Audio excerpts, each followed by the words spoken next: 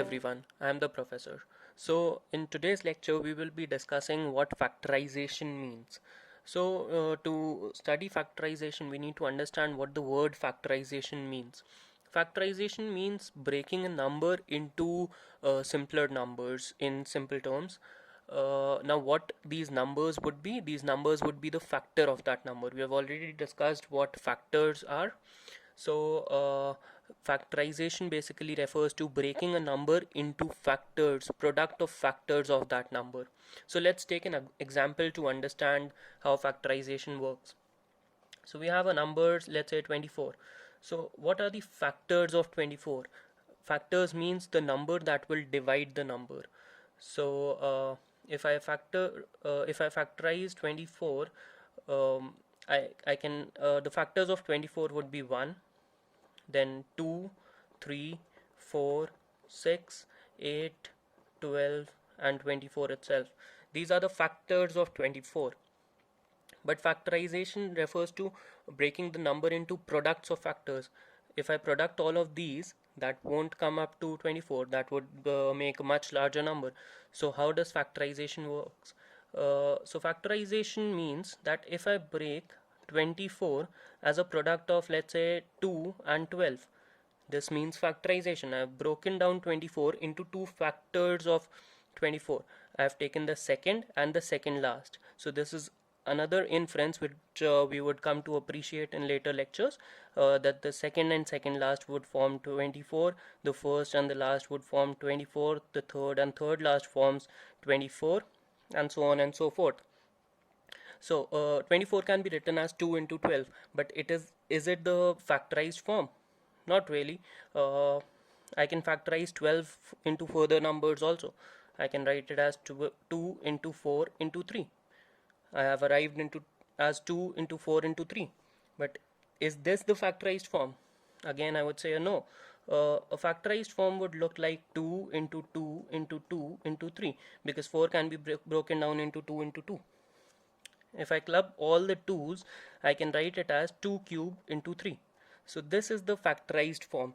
This specifically refers to prime factorization. It means that I've broken down 24 as a product of prime numbers only.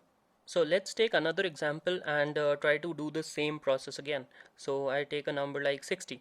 So 60, the factors of 60 would be 1, 2, 3, 4, 5, 6, 10, then 12, then I have 15, then I have a 20 and 30 and a 60. So these are the factors of 60. But if I have to factorize 60, I can write it as 60 can be written as 6 into 10. That is pretty obvious from here. But is it the prime factorized form? Not really. I can still break it down into 2 into 3 into 2 into 5. Now this is the prime factorized form, because all the numbers involved in this factorized form are prime. I can club the 2's, I'll get 2 square into 3 into 5. So this is the prime factorized form for 60. So it's better if you try to come to this position directly rather than following the step. The method to do this is very easy. I know for a fact that 60 is an even number, so it is divisible by 2. And 60 is also a multiple of 4. So I know that two 2's are involved here. So I have written 2 square. Now 60 is also divisible by 3. Is it divisible by 9? Not really. So I have written just 1 3. And 60, the next prime number which would divide 60 would be a 5. And there is only one 5 in it. So I have written 2 square into 3 into 5. Let's try to follow the second method that we learned, the easy way out. So I'll take a very simple example, another one, 36. 36 is 6 square, I know that. But if I try to factorize it into prime numbers, I know that 36 is a multiple of 2, 36 is a multiple of 4, which means 2 2's. Is 36 divisible by 8? No, it is not. So I know that there are only 2 2's involved. Now, going to the next prime number, which is 3. I have it is divisible by a 3, and it is also divisible by 9. 9 into 4 is 36. So I have written 3 into 3 squared, sorry, because it was divisible by 9. If I check for any other prime number above 3, 5, 7, 11, 13, 17, 19 or any other, it is not divisible. So I know that 2 square and 3 square into 3 square is the prime factorized form for 36. So these small numbers like 60, 36, 24, these are some numbers which should be on your tips without even lifting your pen. You should be able to write the prime factorized form of these numbers. Let's look at some more examples. I'll take a number like 108. So I know 108 is 12 into 9, right?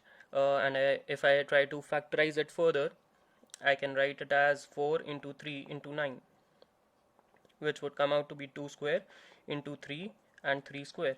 If I club all the 3's, I'll get 2 square into 3 cube. So this is the prime factorized form for 108.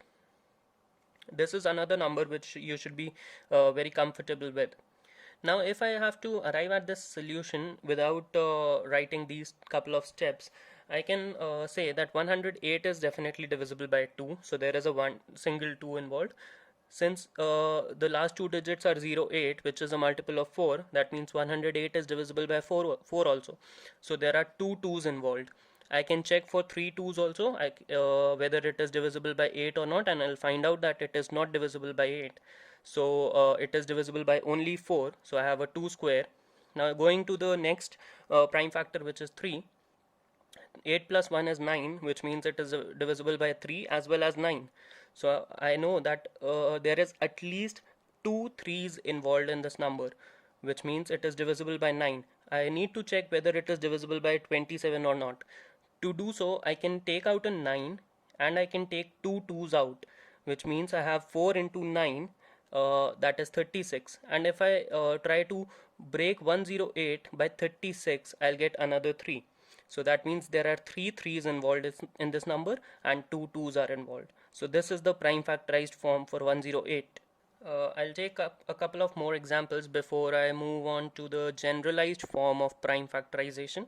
Let's take an example for 91. Okay, so 91, I know that it is 7 into 13. 13 into 7 is 91, which are already prime numbers, and there is nothing else involved, no other prime number is involved, and 13, the power of 13 and 7 is both 1 each.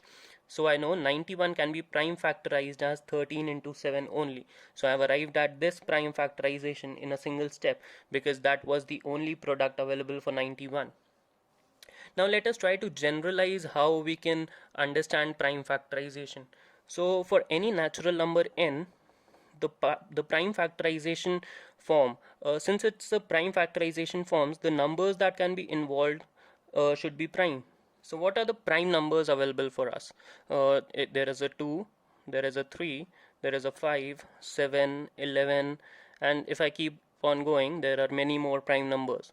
So, and since prime factorization, the word factorization refers to product of numbers, so there is definitely going to be a multiplication sign between them. Now what are the powers of these two? How many 2's, how many 3's, how many 5's or other prime numbers would be involved? So the powers would be A, B, C, D, E. So that is the generalized form of a prime factorization. Now let us see what these A, B, C, D and E are. A, B, C, D, E are nothing but whole numbers. A, B, C, D, E or any other powers of any prime number that are present in the number are just whole numbers. So obviously it can't be root 2 or root 3, something like that sort. It has to be a whole number. Whole number includes 0. Yes, the powers can be 0.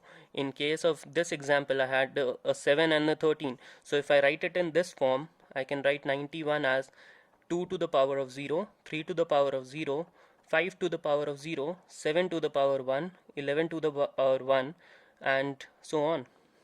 So there the powers of 2, 3 and 5 were 0. 11 is also 0 and 13 would be 1. Yeah.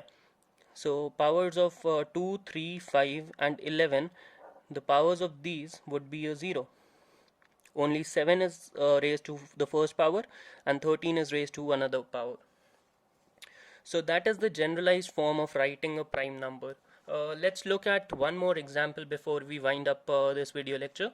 So let's take an example of 8400, which is a pretty big number. Now, in your schooling, you learned a method of prime factorization. You used to draw a line. You used to write the number over here, 8400, and try to divide these numbers by different prime numbers. So that is exactly what we are doing, but just avoiding this kind of a chaos. So if I divide it by 2, I'll get a 4200, another 2, 2100, another 2, I'll get 1050, another 2, I'll get 5, 4, 5, and so on and so forth.